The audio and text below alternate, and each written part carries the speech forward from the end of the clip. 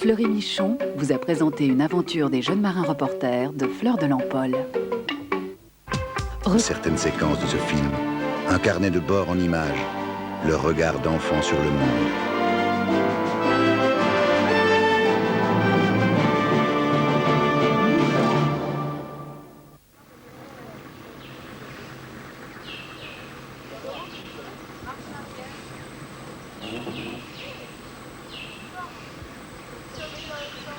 Pour les élèves de l'extraordinaire école de la nature qu'est Fleur de l'Empole, la journée commence à l'aube.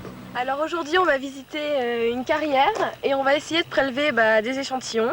On va avoir un peu une idée de ce qu'on peut trouver en milieu tropical. Ce matin, un géologue nous initie aux rudiments de la pédologie. Au fait, c'est quoi la pédologie? En fait, c'est l'étude des sols. Donc, de la roche jusqu'à la formation du sol, toutes les étapes. Les sols d'Amazonie sont généralement très pauvres, car les pluies abondantes les lessivent depuis des millions d'années, emportant les particules nutritives. Lorsque les arbres sont coupés, les sols mis à nu disparaissent en quelques années et la terre devient alors stérile, désertique. Alors on est en train de trier des pierres qu'on a ramassées à la carrière récemment. Et en fait, on les trie. On dit ce que c'est sur des étiquettes pour les envoyer à la classe de seconde qui nous suit et pour qu'ils puissent suivre leur programme de géologie avec nous. Après avoir étudié les sols, nous nous intéressons maintenant à la canopée, l'étage supérieur de la forêt. L'un des milieux les plus riches et les plus mal connus de la planète.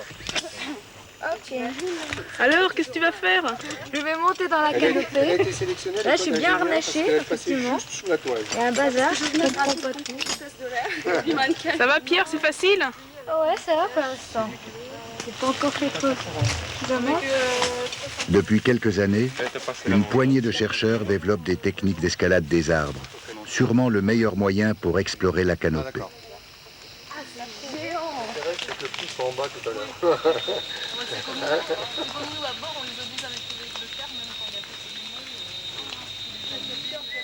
À 30 ou 40 mètres du sol, le climat est plus sec et plus chaud qu'en bas. C'est ici que se concentre l'essentiel de la vie végétale et animale. Fleurs et fruits sont abondants. La photosynthèse est intense. Une multitude d'espèces de plantes, d'oiseaux, d'insectes prospèrent. Beaucoup nous sont encore inconnus.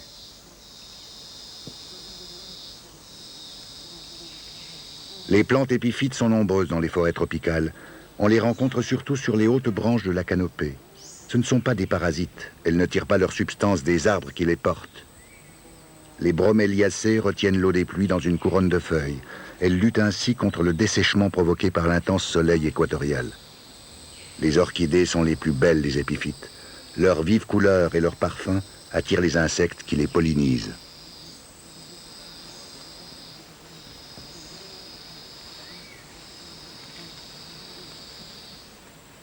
Ah bah c'est génial, hein. On y resterait peut-être plus longtemps même. Hein. Oui. Mais bon. Mais non. Pierre, me fous pas la seringue dans les doigts. Non.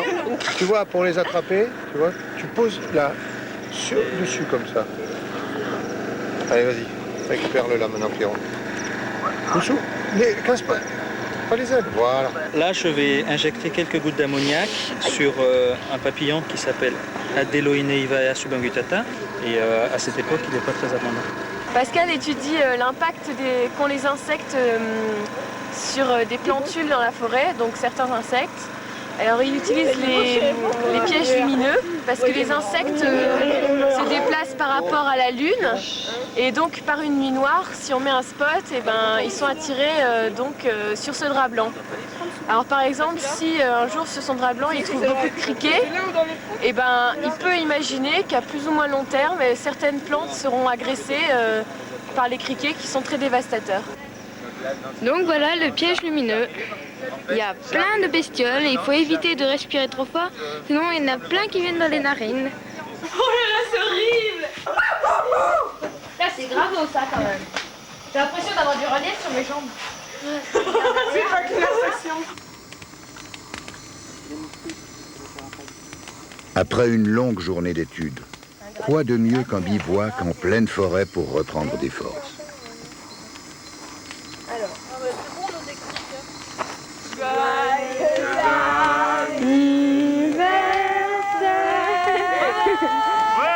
Oh, le beau gâteau qui brille! On est sans une certaine émotion. Nous allons te remettre.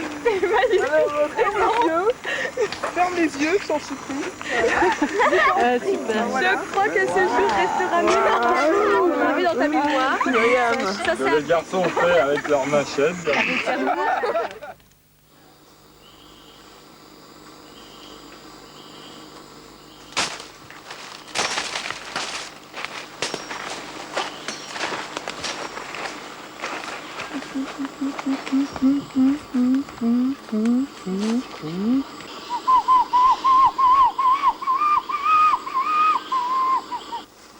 Depuis plusieurs heures, nous nous enfonçons dans la forêt. Les Wayanas chassent. Ici, les animaux sont rares et difficiles à repérer. Pour les attirer, les Indiens imitent leurs cris à la perfection.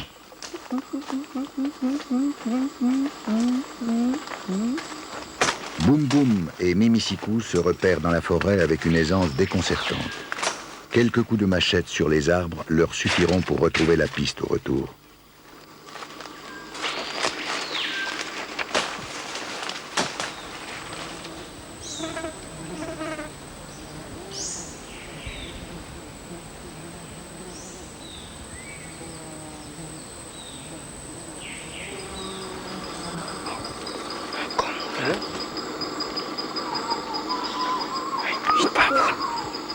C'est les grosses avoines.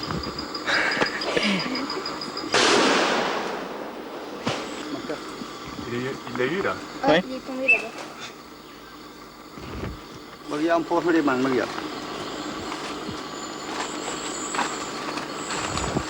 La chasse est une activité essentielle pour l'économie et la culture wayana. Sans elle, ils ne pourraient survivre en forêt.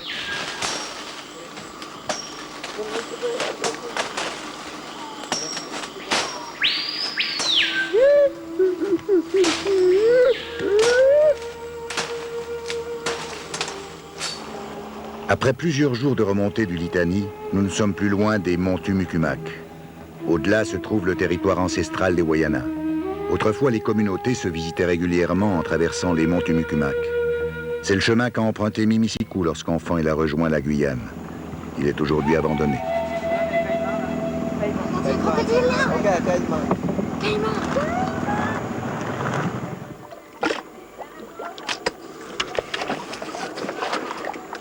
Ah, il va tomber dans l'eau.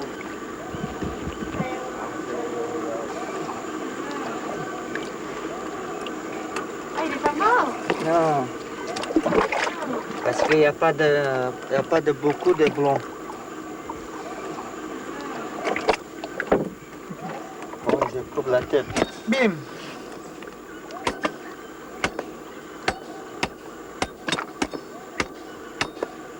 Je coupe. Les pirogues Wayana ont souvent remonté le Litani pour rejoindre le Jari et le Parou, ces fleuves brésiliens qu'habitaient leurs ancêtres. Les grands voyages d'autrefois ne sont pas oubliés. Le rocher est habité par un Yolok, un esprit dont Mimicikou se méfie. Le père ici des Yolo, quand il y a quelqu'un qui vient ici de Wayana, côté Jari, après il a tué avec les Yolo. C'est quelqu'un qui va mourir de beaucoup d'ici. Le Yolo qu'il a tué beaucoup, hein. Comme ça. Il s'appelle Amamupteni.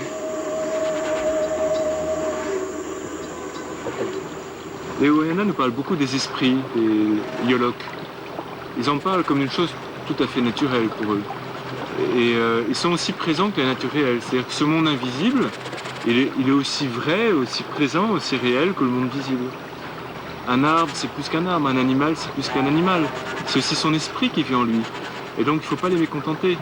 Et je crois que tout ça, joint au sentiment qu'ils ont que s'ils détruisent la nature, ils détruisent les bases même de leur vie, fait que les Wayana ont un très très grand respect de la nature.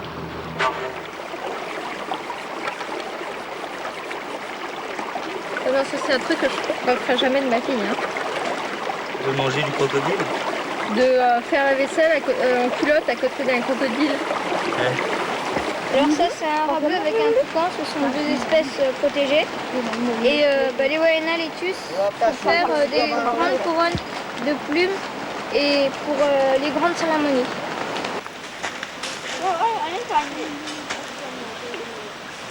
Alors là c'est pour faire boucaner le poisson et la viande.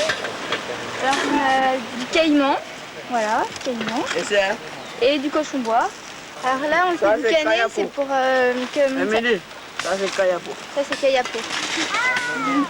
Je te raconte toujours n'importe quoi. Alors, on se fait boucaner, c'est pour... on le fait cuire par la fumée, en fait, et ça se conserve mieux. Ça se conserve longtemps. C'est Kayapo, il s'appelle. Ça, après... Ouais, tu as fait toujours des bêtises. Je le crois plus, maintenant. Et hier, c'était du Kamunapa, ou je sais plus quoi. Enfin, et ça change tout le temps.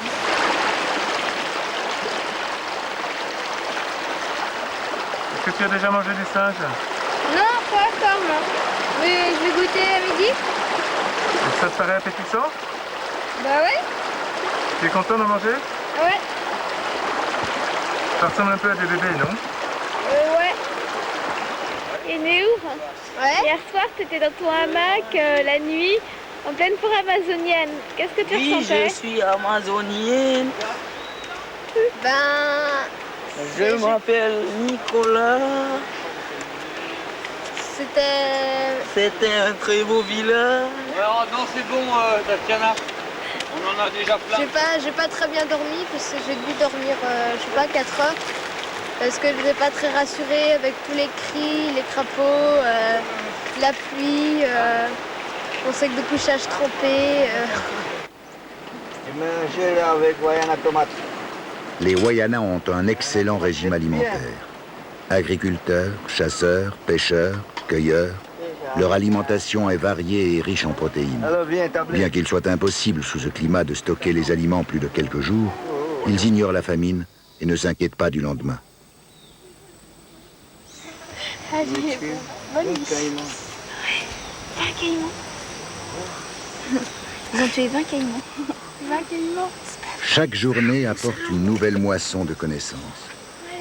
La bonne humeur et l'humour des Wayana font de ce voyage en forêt une expérience fabuleuse.